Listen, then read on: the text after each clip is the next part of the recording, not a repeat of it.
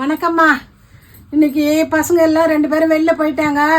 மொத்த வேலையை நான் தான் செய்தேன். தண்ணி கொதிக்க வச்சேன், பாத்திரம் தேய்ச்சேன், அடுப்பு கழுவுனேன், துணி காய போட்டேன், வாஷிங் மிஷினில் போட்டு நான் குளித்தேன், சாமி பூஜை பண்ணேன், சாப்பிட்டேன். நானே போட்டு சாப்பிட்டது எனக்கு என் பசங்க ஏதாவது போட்டு கொடுப்பாங்க. இன்றைக்கி ஒரு மாதிரியாக இருந்துடுச்சு.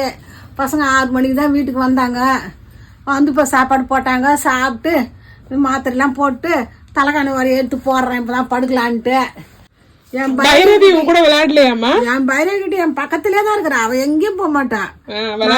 வேலை செய்யணும் அங்கெல்லாம் வந்து குறுக்குல பத்துப்பா. தாண்டி தாண்டி தாண்டி வேலை செய்து கிடப்பேன். உனக்கு அவதான் தோண. ஆமா. சரி, இன்னைக்கு கொரியர் யாரும் வரலையா? கொரியர் யாரும் வரல.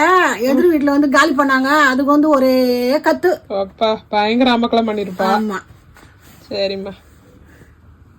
வணக்கம்மா. நாளைக்கு சந்திக்கலாம்மா.